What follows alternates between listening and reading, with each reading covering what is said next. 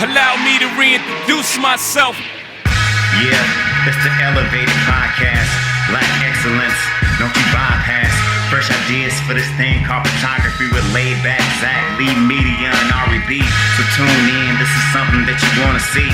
Bring a friend, this is somewhere that you wanna be. Honestly, we in this game so focused. Old City's finest, I promise we don't miss. Cause every time we shoot a shot, man, it goes swish. Get it? We shoot a shot and it goes swish. Taking pics ain't the only thing we own. We bringing voices of the culture right into your homes. Let's go. How's it going, ladies and gentlemen? Welcome to the Elevated Focus Podcast. I am Marius Lee of Lead Media and co-founder of Elevated Focus. Hey y'all, I'm Ari B, founder of Ari B Creative and the co-founder of Movies.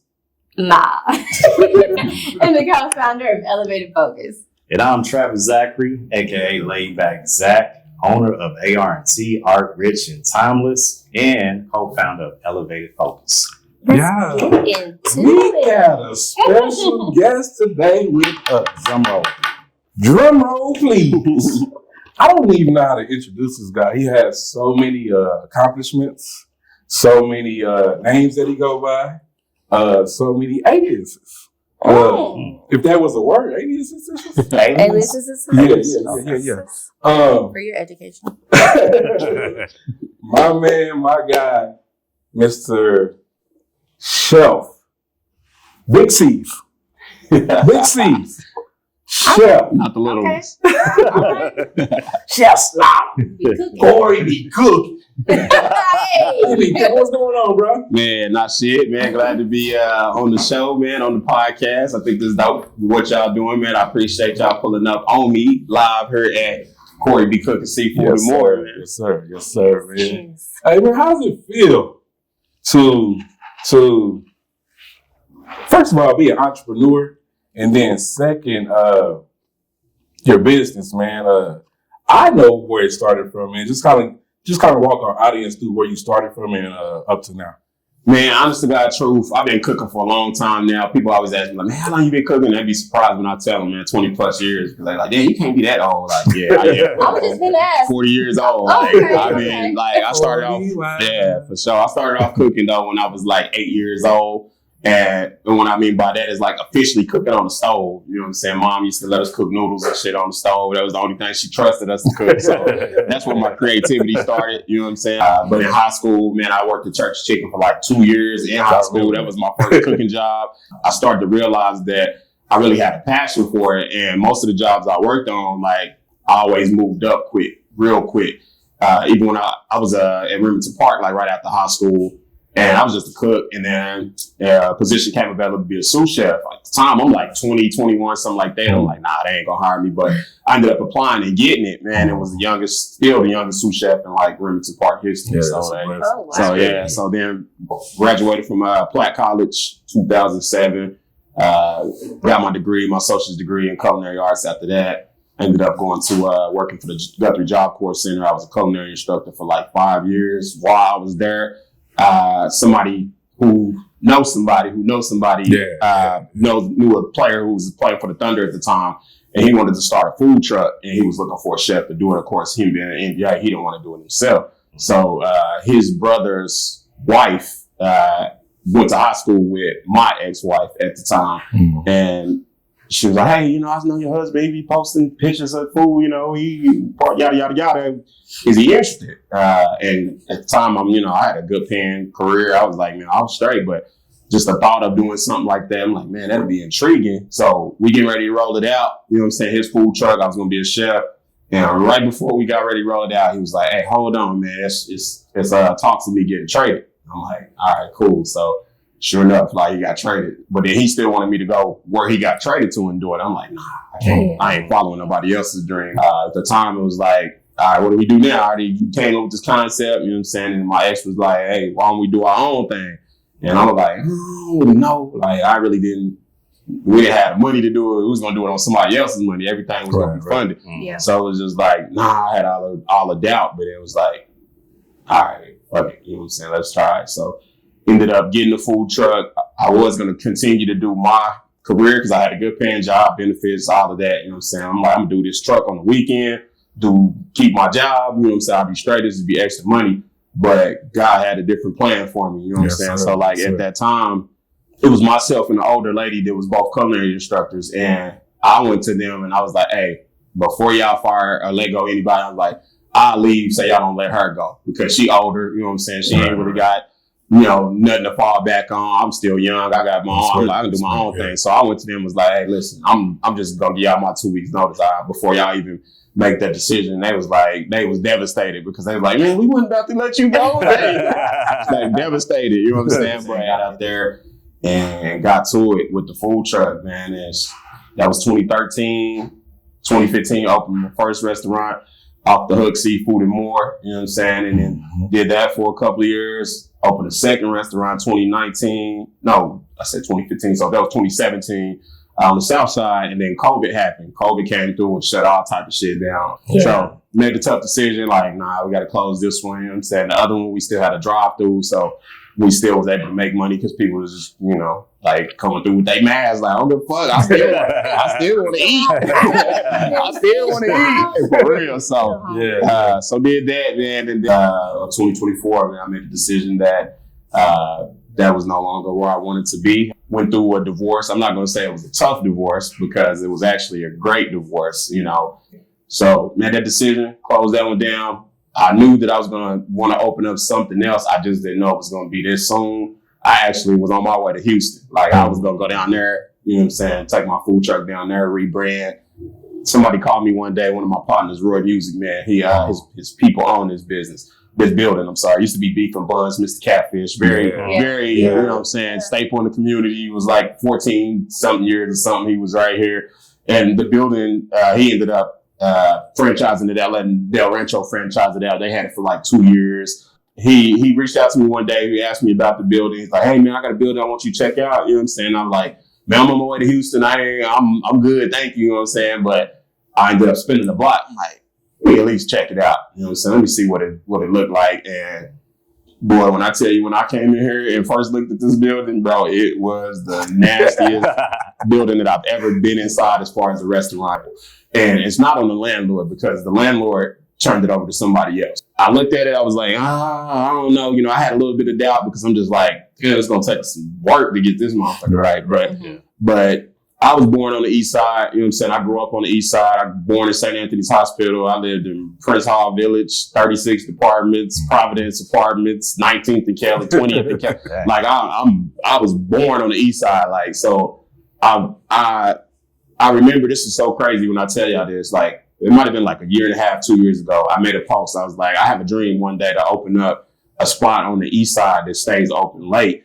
And at the time I still had a thriving business over there. So it wasn't like no thought of closing that. It was just like, that's what came, like God gave me that. And to like see it now, it's like, this is exactly what I was talking about. Like, to be open at midnight, you know what I'm saying? I'm open till midnight on Friday and Saturday. I'm like, man, you speak things into existence and they really do happen. So absolutely. Like, manifestation. So, you know what I'm saying? Like when I came over here and I seen it, I just kind of thought, I'm like, man, this is a prime location. I'm gonna tell you why.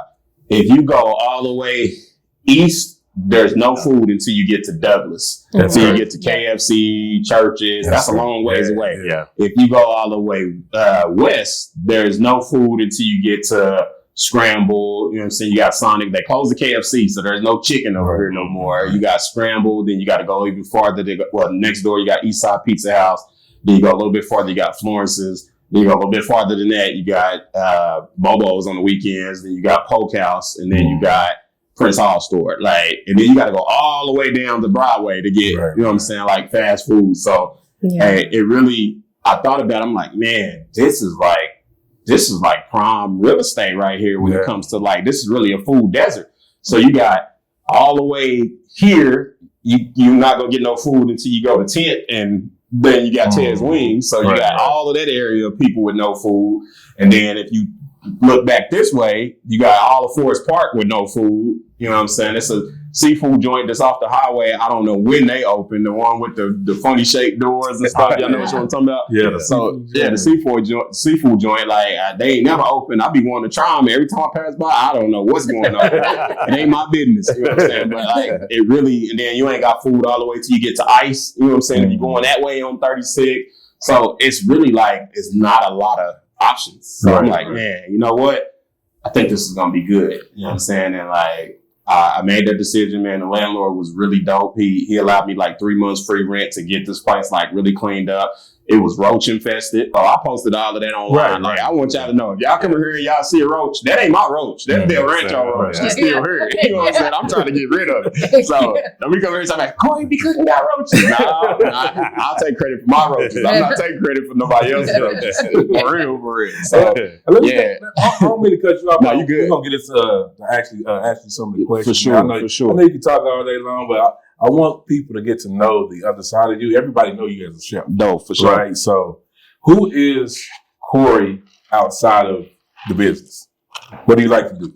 Man, who am I outside of the business? Man, I am just genuinely me, like unapologetically me. You know what I'm saying? Like I've been funny my whole life. You can attest to that. We've been clowning since like before we even knew we was clowning. Like him. Like so I'm just really, man, I just love to laugh. I love to make other people laugh. Like I just love jokes and you ever thought about stand up before? Look, man, you know what? Hey, I swear to God. You know that little joint of ice sometimes. Listen, I said when I turned 40 that I was gonna do it because I've been like even when we was in Rogers and stuff like that, I'm gonna do stand up when I get old, but like it was just talk. But like I really now that I'm 40, like that's one thing on my bucket list. Like even if I do it one time, like I really just want to do that shit. Because I think it was on T.I.'s bucket list too. Yeah, that one stand-up show. Yeah, for sure. But you know, that's the thing though, man. You can crack jokes, but it's a different thing in cracking jokes with each other than actually putting on a set. You know what I'm saying? It's like you're not just getting up there freestyling. Like you really gotta have like a set and you gotta study that shit and you gotta know, you know, punchlines and this and that. So yeah, that's something I'm thinking about. I know y'all mentioned that y'all have a history together. So can you tell me a little bit how you got first introduced to Joe the Camel Lee? That's funny because I used to call him that. That's funny. That's a good one. I'm sorry, I used to call him that. On the cigarettes. The camel. Joe Camel. Okay, I love it. No, so hold on. I realize we work together. I can tell HR on that. Right? Oh, we are HR. I am HR. Oh.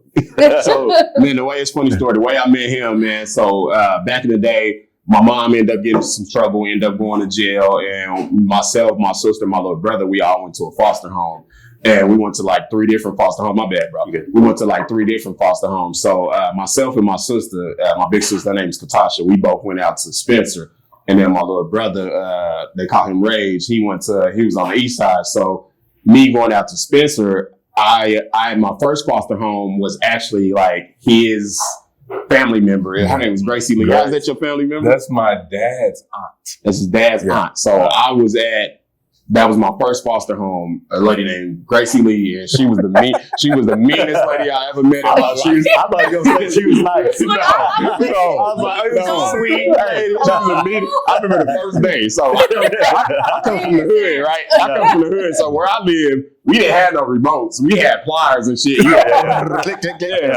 when I went the first day, I remember I was like, it was a remote on the table. I was like, wow, you got a remote? I was so happy to see a remote because I never seen one before. And I remember like grabbing it to like turn the channel and like she was like, "Pa, don't touch my motherfucker."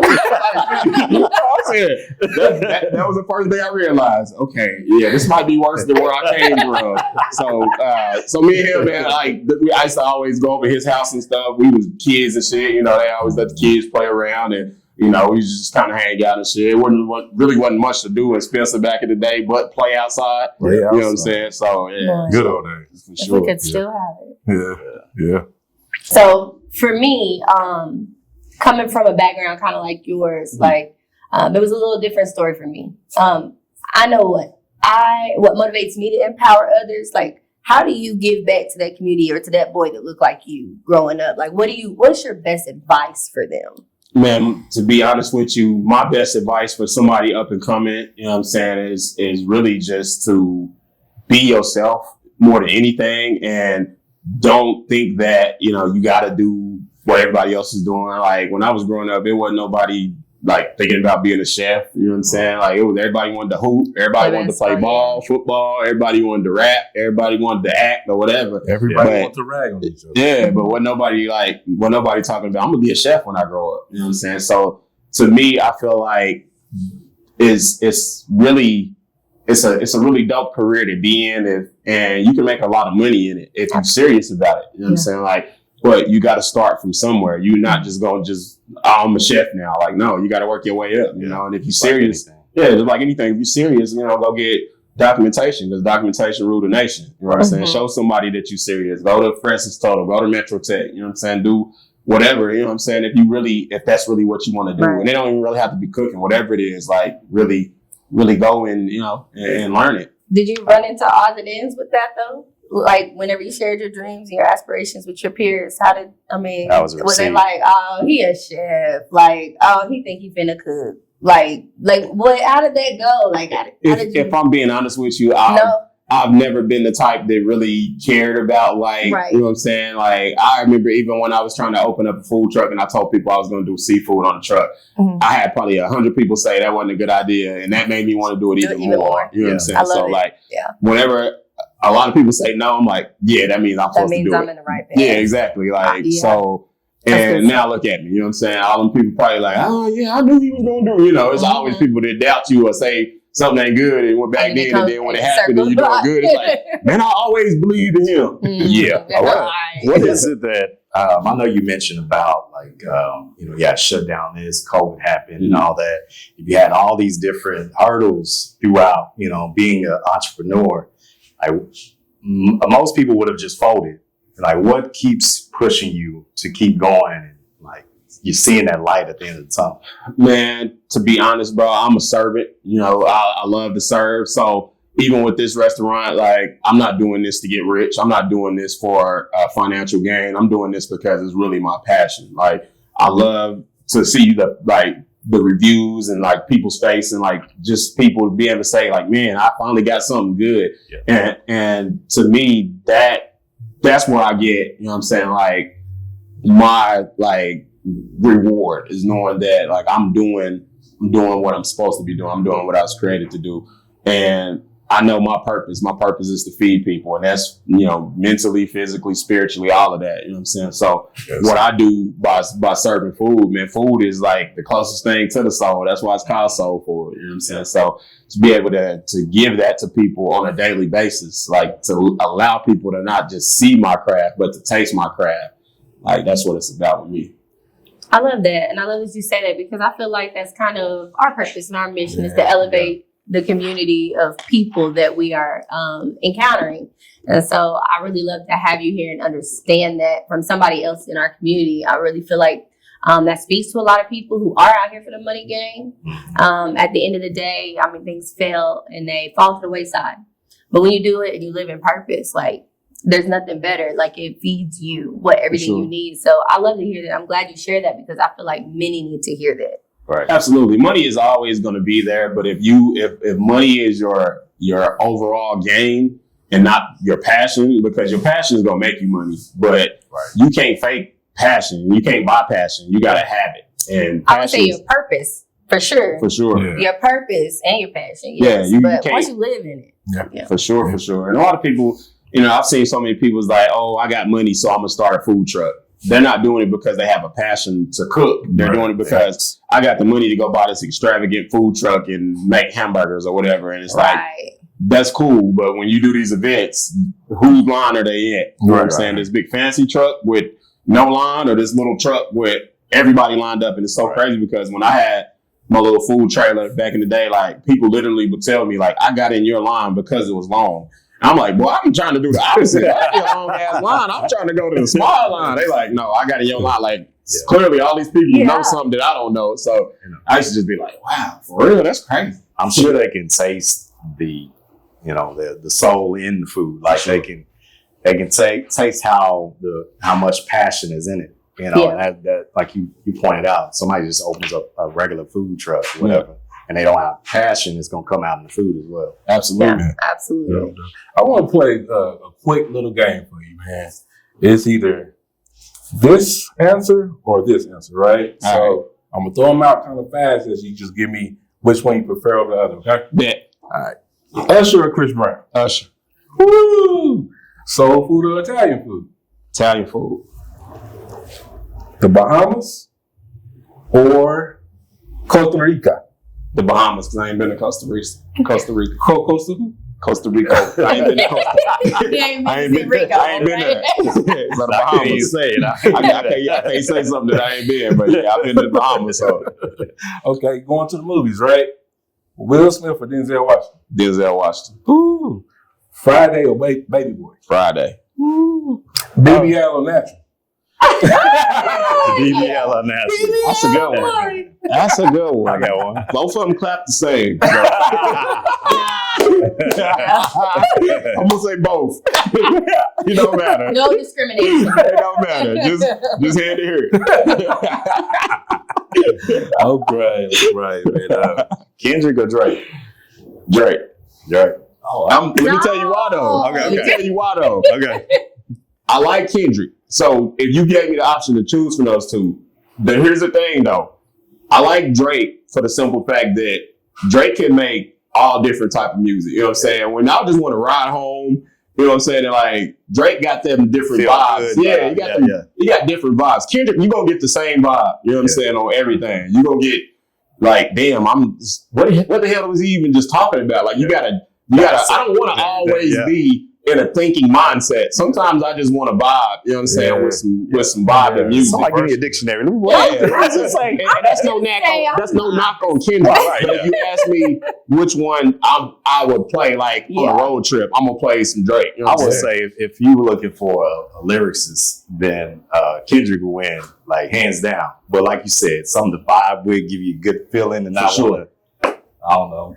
Hey, I don't always want to be in a militant mindset. Sometimes I just want to ride and hear a motherfucker singing or something. Sometimes you want to hear some singing. I feel the same way, man. I always ask the people the question, Will Smith or Denzel Washington. Mm-hmm. People get mad at me for saying Will Smith.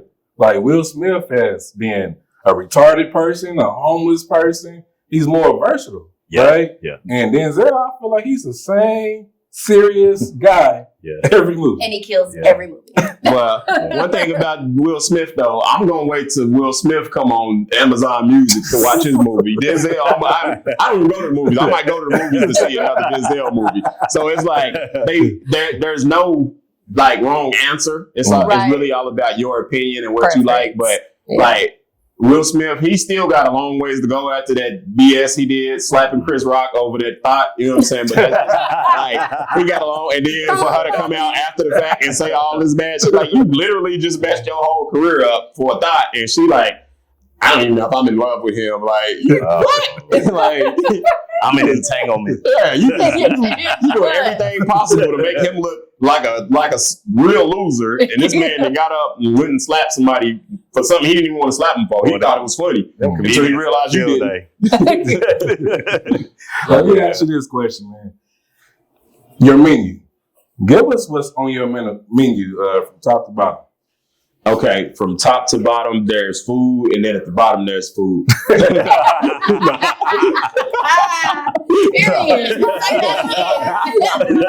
No, so my menu, you know what I'm saying?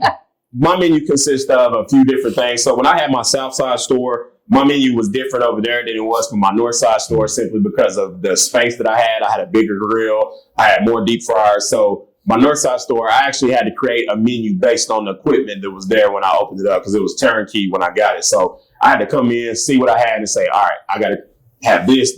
People like, man, you should have. What do you usually have in mind? I don't have a fryer space for it. So my Southside menu was different. I had my main things like my lobster melt, you know what I'm saying, my smothered fries. Those are things I did on my food truck. Those are the things that made me who I am. So I created those things, and in creating those things, that's what people was coming for. So I'm like, I gotta have those. But now that I'm not in the truck and I'm in a brick and mortar, I have to add more things. So the way my mind worked, man, I just be thinking of all type of shit. Like I'm very creative. So like I used to have a crawfish melt. I had a lobster melt. Like I had all type of shit. And like I had to take shit off. I had jerk chicken kebabs when I first opened the North Side store. Like I had a half a rotisserie chicken. Like I had all type of shit. You did have some rotisserie chicken. And that shit was bomb. Like, people still be asking me about it. So like in my South store, I had like a soft shell crab sandwich. I had wings over there, like different flavors.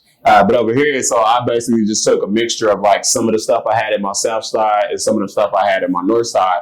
And then I added some things like gizzards, you know what I'm saying? Being on the east side, there was a place down the street everybody known about. It was called Crispy King back in the day. You know what I'm saying? You ain't a true east sider. Yeah. I remember I used to leave Star Spencer after high school, after school and fly to come get some gizzards, only to get over there and they be like, oh, we out of it. I'd be like, man, I done drove all the way. You know, back then gas was cheap. I done spent $3 in gas to come over here for y'all to tell me y'all out. Like, I used to be mad. Of course, I was dumb back then. I could at least call, hey, y'all got gizzards?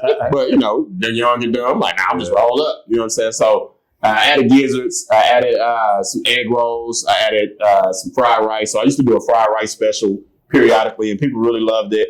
And that is actually probably one of my number one sellers over here. Like, they are fucking that fried rice up. You know what I'm saying? I do a combination of chicken, shrimp, or steak. Yes, sir. Yeah, so my question is, you talk about sauce and seasoning. Like, what's the secret ingredient that you put into this that just... A little bit. So the secret ingredient, I'm glad you asked me that because I was waiting for you to ask me for the secret ingredient so I can tell you. So the secret ingredient is sweat, like Bobo used to do back in the day. No, the secret ingredient is love, bro. Like that's really what it is. Like I really put love into it. Like I don't send nothing out that that I wouldn't eat that. You know what I'm saying? If I wouldn't eat it, I don't want it to go out. So it's really love. Like I really like make sure that it's right. Because, and of course, we human, we make mistakes. I've had probably one person so far hit me up and was like, hey, my burger bun wasn't grilled. Like, and I remember doing it because I was rushing. I was just like, I grilled the top bun. I think I left the bottom bun on too long, and it was burnt. So I'm like, I ain't got time to retoast this part. So, that's something that I made that decision, but I didn't think it was going to be a problem. He like, hey man, I wanted my bun toasted. That's why, me being me, I could easily be like, man, fuck you. That bun was good. But, you know what I'm saying? I told him, I'm like, hey bro, that was my mistake. When you come back, let me know. I'll remake the whole burger just because of that. You know what I'm saying? Like, I'm not one of those type of persons that's going like, oh, well, I don't know what to tell you. I got your money, you ain't getting no refund. Toasted at your house? Yeah, no, but that's something that, I take pride in is making sure that when people come at me the correct way, like if you come at me on some like big boy shit or like some attitude type shit, like, I don't know. Okay, yeah, I was going to replace it, but when you come back with the right attitude and you talk to me like you got some sense, then we can have this conversation. But you're not gonna come and talk to me and talking crazy and talking to my crew crazy like a lot of people used. Certain stores people go to and they come in there thinking that they gonna talk shit and then you just go, customer's always right. Nah, I don't work that way. But you come at me like, with respect. I'm gonna give you respect. Like, hey, that's our mistake. Let me make it up. I don't give a fuck about losing that money. For remaking it because I want the returning customer. But you also, the energy you give is what you're gonna give back. You can't come here on no extra shit and think we just gonna like, oh well, I'm sorry that no. Don't, hey, first of all, like you can bring it down or you get your ass out. Like one or the other. Don't make me no difference. Like you want a returning good customer, not a returning entitled customer. Exactly. So speaking on your menu, man, give me something that's not on your menu that is probably one of your favorite foods. Like I done left work, got off of work. It's 12 o'clock, 1 o'clock, going home. I got a taste for this. I gotta have it. Tell me something that's not on your menu that you love. Man, that's funny that you asked that because I just went to that place today. So there's a place I'm always posting about. I posted about today. It's called Szechuan Bistro. It's over there off of Western and Memorial behind the On Q. It's a little spot. One of my partners put me on it. They got this lamb on a stick. So they basically take toothpicks and they marinate this lamb and they put it on the stick. When they fry it, and they put all these peppers and onions and green onions and garlic and ginger and that shit.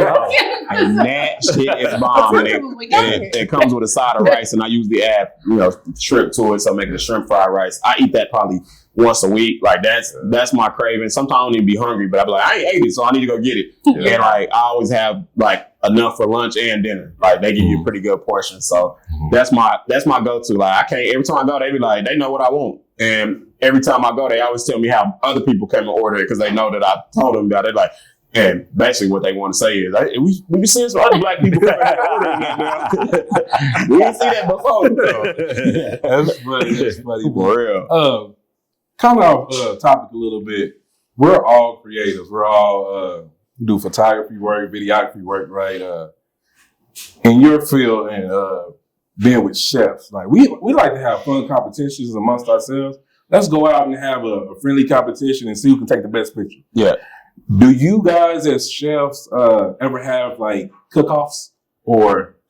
Man, I don't ever have like local cook-offs with chefs. You said there's no competition, what you say? No, I'm not saying that. I'm not saying that, but I always say that I'm my own competition. Yeah. What that means is I don't see anybody else's competition. The moment you start seeing other people's competition is the moment that you've already took the time away from what's important and focus on something that's not important. Now, as far as competing, like I've been on the Food Network 2 times and competed on 2 different shows and won both shows. So like I have that competitiveness in me, but I'm just not. I have people like, man, let's have a cook-off. I bet you I can make better mac and cheese than you. I'm like, bro, like you haven't done nothing for me to be like, okay, let's do that. You know what I'm saying? Like I feel like, I'm above that type of stuff because of what I've done so far in my career.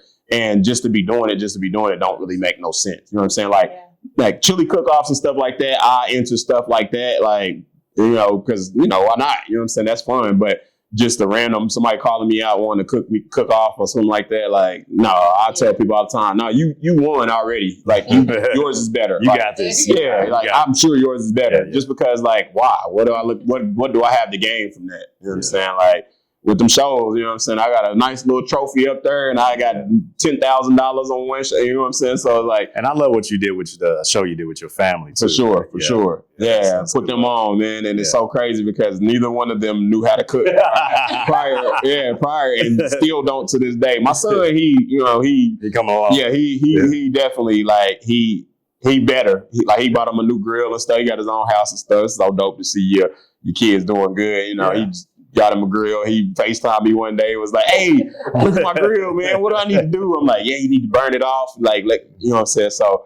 but yeah, it was dope for sure to like do that as a family and like be able to coach them through it and win that. You know what I'm saying. Yeah. So that was pretty dope. So they following in your footsteps. For sure. Would you say both of your children are?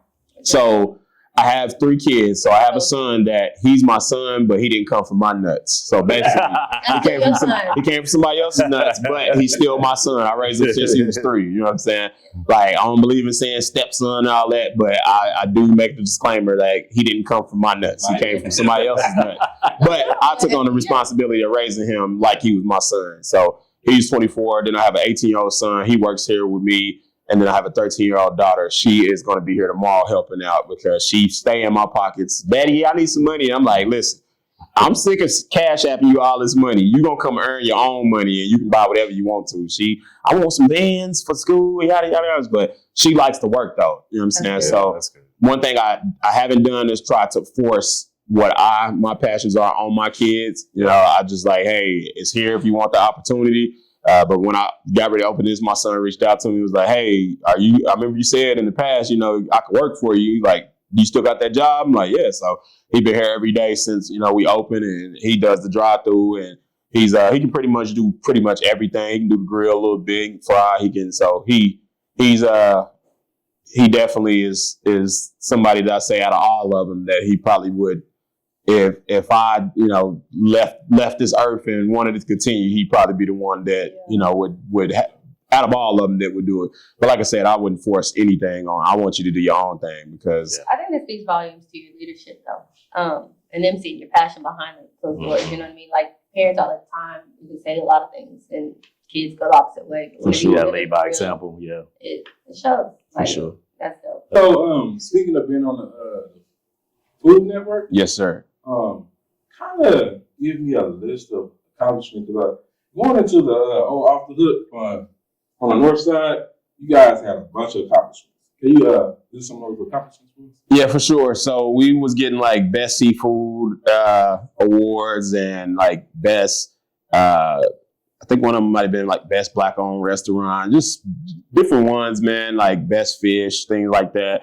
And to be honest with you, man, like I've never cared about that type of stuff because that's all opinionated. You know what I'm saying? That's all, opinion. So to me, I even with winning the Food Network, like I don't go around like holding that trophy up still. Like I celebrate things in the moment and then I try to do something different. Like I've celebrated that. Yay, we won. Now it's like what's next? You know what I'm saying? So it's dope to be acknowledged for things and things of that nature, but like I don't strive to put plaques on the wall for, best this, best that. Like that's just not me. Like I'm not gonna say I don't care about those things, but like when I found out we won those things, it was like, yay. But that was like it. It was like I'm not gonna keep taking pictures. Yeah, put some respect on my name. Right. Like we did this, like we did that. Like, nah, that ain't really me. That just speaks volumes of your character, man. I knew what your answer was gonna be when I asked you the question, but as far as other people, it's almost like, to me, it's like having another review from a different set of eyes, that for you're not used to or whatever. So I think that's super dope. It's cool. It's cool for people to look at. People who it might be a person that they never heard of you come in and they waiting and they need something to look at. It's like, oh, that's nice. It's good.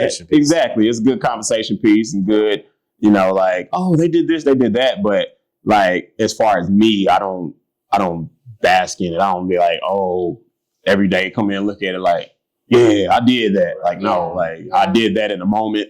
It was nice. What are we going to do next? Like, it's a whole different year. What's next? That's my mindset is what's next. That's always how I look at it. Yeah, we're going to wrap this thing up, man. I appreciate you letting us come in and sit down and talk with you, Chuck. 100%. I'm Shaquille O'Neal, Ernie Johnson. You look more like Jerry Stackhouse to me. That's funny. Yeah, I was